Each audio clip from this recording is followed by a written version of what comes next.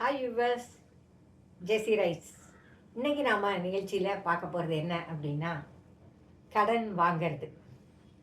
கடன் வாங்காமல் நம்ம யாராலையும் வாழ்க்கையை நகர்த்த முடியாது.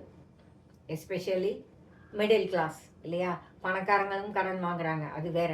ஆனால் நம்மளை மாதிரி கடன் வாங்கினா தான் வண்டி ஓடும் அப்படிங்கிற நிலைமை சிக்கல்கள் எல்லாம் வர்றது மிடில் கிளாஸுக்கு தான். கடன் வாங்குறது தப்பு இல்லை. ஏன்னா கடன் இல்லாமல் பல நேரங்களில் நம்மளால் சில வேலைகளை செய்ய முடியலை. அதே சமயம் வாங்குகிற கடனை கரெக்டாக திரும்ப கொடுக்கணும் அப்படிங்கிற ரெஸ்பான்சிபிலிட்டி, பொறுப்பு நமக்கு இருக்கணும். நம்மள நிறைய பேர் கடன் வாங்கிட்டு அதை திரும்ப கொடுக்கறது இல்லை. அவங்களுக்கு இருந்தது கொடுத்தாங்க, அதெல்லாம் கொடுக்கலாம் மெதுவா அப்படின்னு ஒருத்தர் சொன்னார். நான் கேட்டேன், உங்களுக்கு அவர் கஷ்டப்பட்ட நேரத்தில் கொடுத்தாரே, அந்த மரியாதையை நீங்கள் காப்பாற்ற வேண்டாமா அப்படின்னு. நான் 10 பேர்த்த கேட்டேங்க, அவர் கொடுத்தாரு, அவ்வளோதான், நான் கொடுப்பேன் மெதுவா, நானா கொடுக்க மாட்டேன்னு நான் சொல்கிறேன் அப்படின்னு அவர் சொன்னார். கடன் வாங்குகிற நிறைய பேர்கிட்ட இந்த மைண்ட் செட்டு இருக்குது. நாம் எல்லாம் மறந்து போகிற விஷயம் என்னன்னா, நம்மளை நம்பி ஒருத்தர் தன்னுடைய உழைப்பை எடுத்து கொடுத்தார், தன்னுடைய சேவிங்ஸை எடுத்து கொடுத்தார். நிச்சயமாக அவர் மிகப்பெரிய கோடீஸ்வரரெலாம் இருக்க போகிறதில்ல. கோடீஸ்வரர்கள் யாரும் அவ்வளோ ஈஸியாக யாருக்கும் கடன் கொடுக்க மாட்டாங்க. நாம் பேங்க்கில் எங்கேயாவது போய் நம்ம கடன் வாங்கும்போது ஒரு ஸ்ட்ரக்சருக்குள்ளே போய் நாம் கடன் வாங்கும்போது அவங்க கேட்குற கேள்விகள், கேட்குற டாக்குமெண்ட்ஸு, எல்லா விஷயங்களும் நமக்கு தெரியும், எவ்வளவு தூரம் அது கஷ்டமான ப்ராசஸ்ன்னு. அப்படி இருக்கும்போது நீங்கள் கேட்டதும் உங்கள் கஷ்டத்தை புரிஞ்சுக்கிட்டு உங்களுக்கு ஒருத்தர் பண உதவி செஞ்சிருக்கார் அப்படின்னா அதை நீங்கள் எவ்வளவு தூரம் மரியாதையாக திரும்ப கொடுக்க வேண்டியிருக்கும். அதை நாம் செய்யணுமா இல்லையா?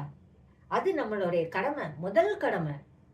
ஏன்னா அவங்க உங்களை நம்பினாங்க, நீங்கள் கொடுப்பீங்கன்னு, உங்களை நேசிச்சாங்க.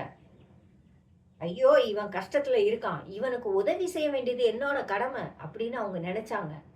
அதனால தான் உங்களுக்கு கொடுத்தாங்க.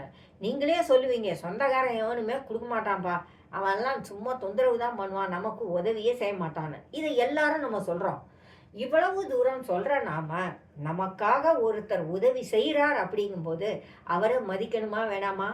அவருடைய கடனை குறித்த காலத்தில் திரும்பி கொடுக்கணுமா வேணாமா? இல்லை இன்னும் சிலர் சொல்லுவாங்க, வந்தால் கொடுக்க மாட்டானா, வரல கொடுக்கல அப்படின்னு. அதுக்கப்புறம் வருஷங்கள் ஓடி இருக்கும், உங்கள் வாழ்க்கை சாதாரணமாக நல்லா போய்கிட்டே தான் இருந்திருக்கும். ஆனால் கடனை மட்டும் திரும்ப கொடுக்க மாட்டீங்க. ஏன்? உங்கள் மனசில் கொடுக்கணுங்கிற எண்ணம் வரல. கிடைச்சிது, வாங்கிக்கிட்டேன், கொடுக்கணும்னு என்ன கட்டாயம்? மெதுவாக கொடுப்பான், நான் என்ன கொடுக்க மாட்டேன்னு நான் சொல்கிறேன் அப்படின்னு நினைப்பீங்க இல்லையா? ஒவ்வொருத்தர் உழைப்பை நீங்கள் கையில் வாங்கும்போதும் நீங்கள் அதை திருப்பி கொடுக்க வேண்டிய கட்டாயம் உங்களுக்கு உண்டு. அதுவும் குறித்த நேரத்தில் கொடுக்க வேண்டிய கட்டாயம் உங்களுக்கு உண்டு. ஏன்னா அந்த பணத்தை நம்பி அவர் 4 வேலை வச்சிருப்பார் இல்லையா?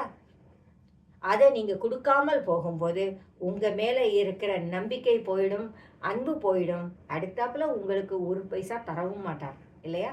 ஒரு நல்ல நட்பை நீங்கள் இழந்துடாதீங்க உங்களுடைய பொறுப்பில்லாத தன்மையினால். கடன் வாங்கினா தயவு செஞ்சு திரும்ப ஒழுங்காக கொடுங்க. இல்லையா இருந்தால் என்னால் இப்போ திரும்ப கொடுக்க முடியாதுப்பா, லேட்டாக ஆகும், முடியும்னா கொடு, இல்லைன்னா வேண்டாம் அப்படின்னு சொல்ல, உண்மையை சொல்ல பழகுங்க. ஏன்னா எல்லாருமே கஷ்டப்பட்டு உழைக்கிறவங்க தான். அவங்களோட உழைப்பை நமக்கு கொடுக்கும்போது நாமளும் அதை மரியாதையோடு உபயோகிச்சுக்கிறது நல்லது. ஜெசி ரைஸ், ஜெசிகா வினோலியா.